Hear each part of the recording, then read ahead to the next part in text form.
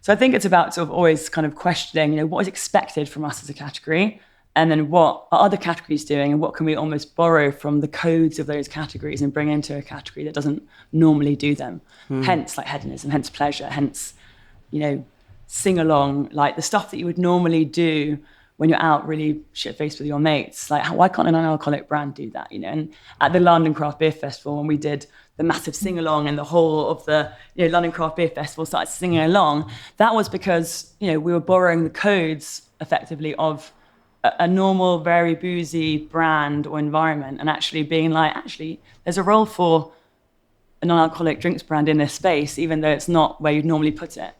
And so that's kind of what I mean by always trying to do the opposite and think, can you actually do it that way? Yes.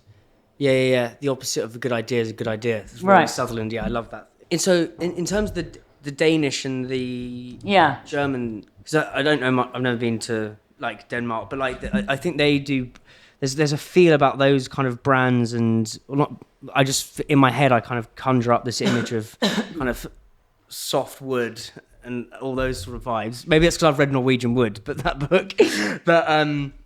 But yeah, how's that influenced the way you kind of view things? I think it's really interesting, this unique kind of childhood and outsider look as being created, this Botivo thing further down the line. But like, how's that influenced things? Yeah, I mean, in many ways, I almost feel like your aesthetic's more Scandinavian than mine. Yeah, I love you almost like never seen it like a logo, so that's a normal. But why do Scandis have such a unique? Like, what would you say the Scandinavian aesthetic is? Like, I've got it in my head. It's definitely like very neutral colours, very low key, very relaxed, very simple. Is it like Japan a bit? No. It's very, very different. It's like, Japan's actually quite opulent, and like there's lots of stimulation and there's lots of stuff. Well, I think I actually just came back from spending three weeks working from Denmark, and we were in the middle of nowhere, and I remember bumping into this old lady on the beach who was like 80. And my partner was like, well, what do you guys do around here? Everyone comes to these like lake houses, and what's there to do? What should we do with the kids? And she just goes, well, the whole point is you're not supposed to do anything. She was like, that's the whole point, is that you come here and there isn't stuff to do, and that allows you to reconnect with the world and with each other and with nature. And I think that kind of sums up for me a lot of the sort of Scandinavian way, which is, that reflects in furniture, that reflects in food. Like it's a very like no fuss, simple. If you really simplify it, that you can enjoy it more. So in terms of the leadership point of like doing things differently, and I think this tension, the opposite of a good idea is a good idea, is a principle I love. It's just like links to your tensions, links to Alex's point of disagreement. How do you get people in the team to kind of, because I totally get from a leadership perspective, it's much easier like, this is how we want things to be done around here, but actually getting people to kind of galvanize into that way of thinking is much easier said. You can't put that on a piece of paper like you did originally, do you know what I mean? Yeah. How do you do that? I mean, I think, like, to be honest, I think we haven't actively done that. What we have done is everyone who works at Botivo is equally obsessed with it, which sounds really weird, as in people, like, everyone drinks like a bottle a weekend. It is a brand that I think everyone really identifies with on a liquid level, but also a brand level. If you see over there's like that whole brand world. There's another really conscious part of it when we created the world, which started off with, when I look around at, I guess, in particular, the non-alcoholic space, actually. What is it? It's just a dumb question. What is a brand world? Because a lot of people... Sorry. So we've created 21 characters. So if you look at that over there on the wall, there is actually... Probably on the camera, fingers crossed. But if you look at our label even, our label has, I think, 9 characters or something. But actually, that's only 9 of 21 that we've created.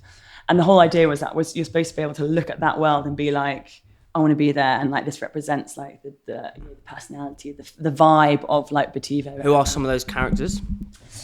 Well, so this... You got names for them, or is it not that? We do have names for all of them. That's a joke. Actually, everyone who works in the company has had one named after them, apart from Sam and myself. And I think Michael not yet. Can I have butchers? No, butchers. But they're actually a lot of my mates as well, and Sam's mates. One of them is Sam's dad. This is the genius of it. It's like, this reminds me, how you do this, what we're talking about Willie's Pies about. It's how you do one thing, it's how you do everything. So it's all the little things that actually, that's where this here is culture and leadership. And I think it almost reminds me of, when Steve Jobs wanted the inside of the iPhone to be a certain color, And people are like, mate, it's the inside of the fucking phone. Like, who cares? No one's going to see it. It's like, you need to make it this way. He goes, the point of that is to show that that's how the leadership. And I think the characters, like, no, I never thought of that. I just thought that's a sick design. But the fact those characters is like, it shows the minutiae of your detail and like bringing it alive. So I worked with an amazing illustrator called Roz Bakova. And Roz Bakova, who's actually also a friend of mine, but she has got lots of different styles. But one of her styles is these amazing banquet scenes. And when you see the banquet scenes, you just basically want to be there partying with them. So she was the obvious, when we did the brand strategy, she was the obvious person to go to.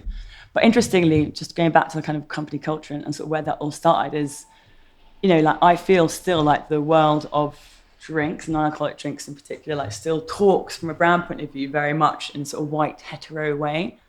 What do you mean by that? So that everywhere, just everyone, all the representation, the way that it speaks, the language that's used still feels like very white and very hetero still in that world. So it's not reflective of like London sort of life in many ways. And I'm talking about the brand, not like necessarily just the team.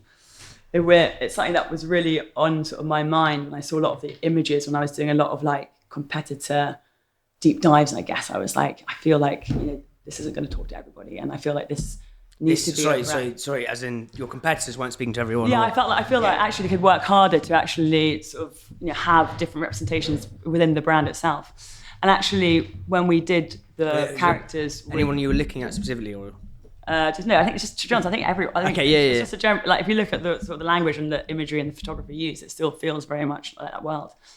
And anyway, so when we built the characters, actually the brief was we want to have different sexes, different ages, different races, different sizes, different genders, etc. So if you look at our characters as 21, there's the representations of every single person. And the idea is that everyone should be able to look at it and be like, that person's like me, or someone that I know is like that person. And so the kind of wider world is like really sort of kooky and sort of mad, but also has all these different kind of representations in it that hopefully people can relate to. And that kind of, again, is quite reflective of what we as a brand want. The idea behind Botivo is not to create division. Like, this is a non-alcoholic drink, this is an alcoholic drink. You can drink Botivo with booze. Like, like 1 in 4 of our customers drink it with alcohol, right? Yeah, I can imagine it being unreal. It's a so little tipple of with it. Espressos is sponsored by supply chain software gurus Unleashed. It talks to your e-com and accounting software. It's helped Islands cut admin time in half, get granular clarity on your margins, know where your stock is. Don't miss availability. Brands like Candy Kittens, Tiny Rebel, and Trip all use Unleashed, and so should you.